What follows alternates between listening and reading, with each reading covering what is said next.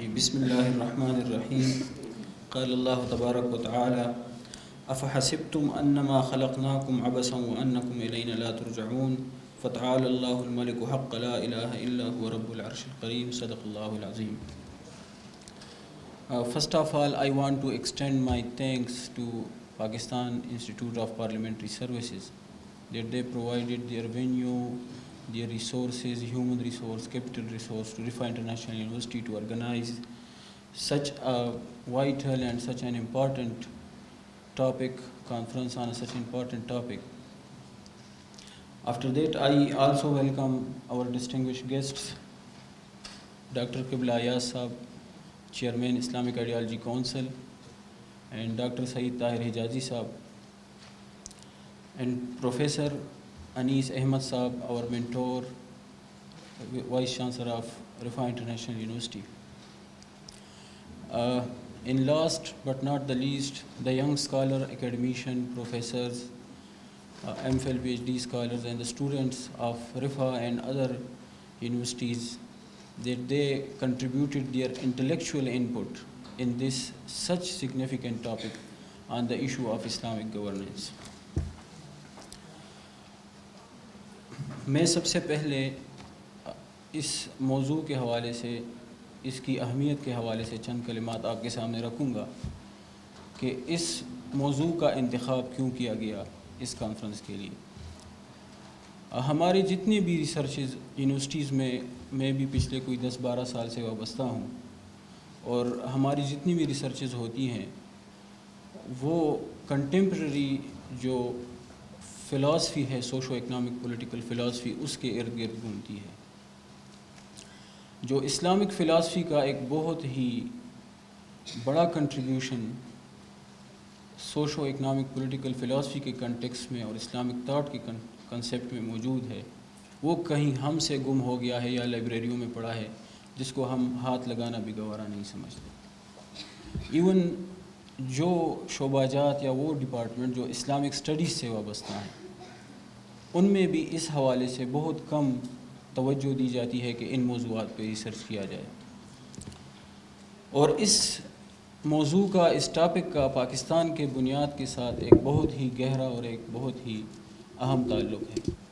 کیونکہ پاکستان لا الہ الا اللہ کے بنیاد پہ بنا، اور جتنے بھی پاکستان کے معمار تھے، اگر ہم قائد اعظم محمد علی جناح کی بات کریں، علامہ محمد اقبال کی بات کریں، یا ان انٹلیکچوئلس کی بات کریں جس میں علامہ محمد اسد سر فہرست ہے، تو انہوں نے اس پاکستان کے لیے جو خواب دیکھا تھا وہ ایک فلاحی ریاست تھی اور ایک اسلامی ریاست تھی. تو اس بنیاد پہ اور اس اصولوں پہ اس ریاست کو قائم کرنے کے لیے یہ ڈیبیٹ بہت ضروری ہے کہ ہم اس پہ یہ تبصرہ کریں کہ کیا اسلامی جو سیاسی نظام ہے یا اسلامک گورننس سسٹم ہے، کیا وہ اس موجودہ وقت میں اس کی امپلیمنٹیشن اور اپلیکیبلٹی،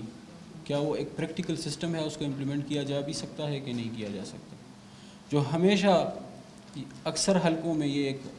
غلط فہمی رہی ہے کہ اسلام کا جو سیاسی نظام ہے وہ صرف تھیریز اور کچھ کتابوں تک محدود ہے، جس کا عملی زندگی سے کوئی تعلق نہیں ہے. اسلام کے حوالے سے، اسلام گورننس کے حوالے سے فرسٹ ٹائم مارٹن کرامر ایک انٹلیکچوئل تھے، ایک فلاسفر تھے، انہوں نے 1980 میں اس کے لیے ایک فینومینا یوز کیا جس کو وہ پولیٹیکل اسلام کہتے تھے. جو آج کل ویسٹ میں اسی فینومینا کو پولیٹیکل اسلام، یا ہمارے ہاں اس کو اسلام کا سیاسی نظام یا اسلام کا سیاسی تصور اور اسلام کی سیاسی فلاسفی بھی کہا جاتا ہے. ہم جب بھی کسی بھی جگہ پر اسلام کی سیاسی نظام کی بات کرتے ہیں تو سب سے پہلے یہ کہا جاتا ہے کہ اس پہ ابھی تک کسی نے کام نہیں کیا اور اس پہ تو کوئی کام موجود نہیں ہے، جو کہ ایک غلط فہمی ہمارے ہاں لوگوں میں پائی جاتی ہے. اور اسلامی سیاسی نظام پہ ایک بہت ہی ایک کمپریہنسو ورک ہوا ہے. اگر چند نام میں یہاں پر آپ کے سامنے پیش کروں تو آپ ضرور اس سے مانوس ہوں گے، جس میں امام ابو حنیفہ اور ان کے شاگرد امام ابو یوسف اور امام محمد الشیبانی سے لے کر امام کاسانی، امام سرخسی، ابن حزم، ابن رشد، اور کنٹمپری فلاسفر میں سید قطب، سید ابو العلا مودودی اور حسن ترابی جیسے لوگوں نے اس میں ایک بہت کلیدی کردار ادا کیا ہے، جنہوں نے کافی زیادہ اس پہ السیاسہ شریعہ، امام ابن تیمیہ کی ایک بہت بڑی کتاب، امام ماوردی کی جو الاحکام السلطانیہ، تو انہوں نے اسلام کی سیاسی نظام کو اسٹیٹ لیول سے لے کر ان کی لوکل میونسپل لیول تک اس میں انہوں نے اس چیزوں کو ڈسکس کیا ہے کہ اسلام کا جو سیاسی نظام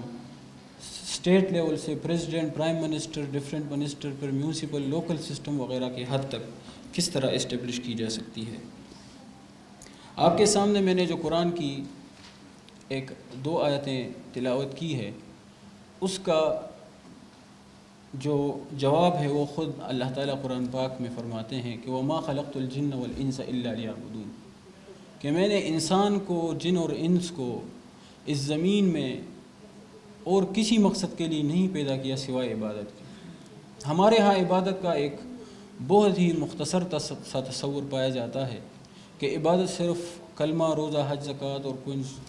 آپ کی عیالی زندگی اور کچھ پڑوسیوں کے حقوق تک محدود ہے، جبکہ اس طرح نہیں ہے۔ اگر آپ اس کانفرنس کے تھیم کو دیکھیں تو اس کا جو فرسٹ تھیم ہے اس کانفرنس کا، وہ میونسپلٹیز اینڈ اسلامک سویلائزیشن پہ ہے، جس میں پھر سب تھیم ہم نے کافی اسلامک سویلائزیشن کا جو مقصد ہے وہ جب میں بھی کلاس میں پڑھاتا ہوں تو بچوں سے جب میرا سوال ہوتا ہے کہ سویلائزیشن کسے کہتے ہیں، تو وہ کہتے ہیں رہن سہن کے کچھ طریقے،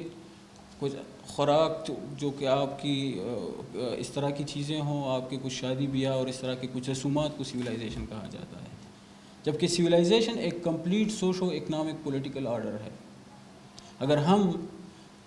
لبرل سویلائزیشن کی اگر ہم جب بات کرتے ہیں تو وہ خود بذات خود ایک پورا ایک کمپریہنسو ماڈل ہے جو ہمیں دیتا ہے، جس میں وہ آپ کو پاپولر ساورنٹی کی بات کرتا ہے۔ ہم یہ کہتے ہیں، اللہ تعالیٰ خود فرماتے ہیں کہ ان الحکم الا للہ، لیکن وہ کہتے ہیں کہ نہیں، ان الحکم الا للہ نہیں، for the people, of the people, by the people. عوام قوت کا سرچشمہ ہے، وہ غلط فیصلہ کرے، صحیح کرے، اس میں قرآن اور حدیث کا کوئی عمل دخل نہیں ہے،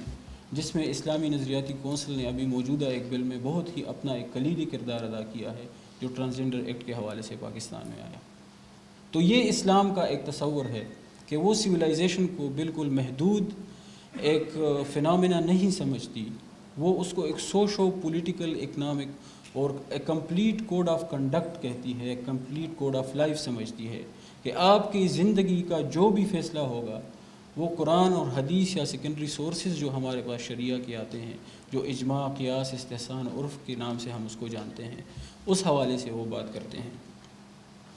اس طرح اس کا جو دوسرا، میں زیادہ حائل نہیں ہونا چاہ رہا، اور بھی ہمارے مہمان موجود ہیں، اس طرح اس کا جو دوسرا تھیم ہے وہ urban management and human development پہ ہے۔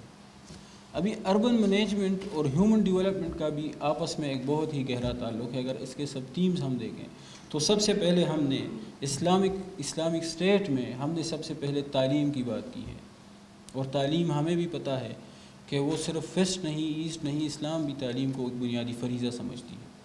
ابھی تعلیم برائے تعلیم نہیں ہونی چاہیے، اسلام کا جو کنسیپٹ ہے وہ آج ہم کانفرنس میں دیکھیں گے کہ اس تعلیم کا مقصد کیا ہو۔ اس تعلیم کا مقصد وہی ہو جو اس سے پہلے میں نے عرض کیا کہ اس باتوں کو وہ تعلیم پورا کر سکے، اور اس طرح ہیلتھ ہے، اس طرح لا ہے، جسٹس ہے، پراسپیرٹی ہے۔ تو ہمارے ہاں یہ اس لیے بہت ضروری ہے اور اس ٹاپک کی بہت اہمیت ہے کہ اسلامی سیاسی نظام کو ایک آرتھوڈاکسزم اور ایک ایکسٹریمزم کے ساتھ آج کل جوڑا گیا ہے، جو کہ اس طرح کا نہیں ہے۔ اگر ہم ان تمام چیزوں کی بات کرتے ہیں تو اسلام میں ذمیاں جو نان مسلم ہیں ان کے بھی اتنے ہی حقوق ہے۔ اگر آپ کبھی اٹھا کے دیکھیں تو کبھی کبھار آپ کو یہ محسوس ہوگا کہ ان کو تو اتنے حقوق دیے ہیں، شاید اتنے ہمیں بھی نہیں دی، ان کو اتنی پروٹیکشن اسلامک سوسائٹی میں دی ہے۔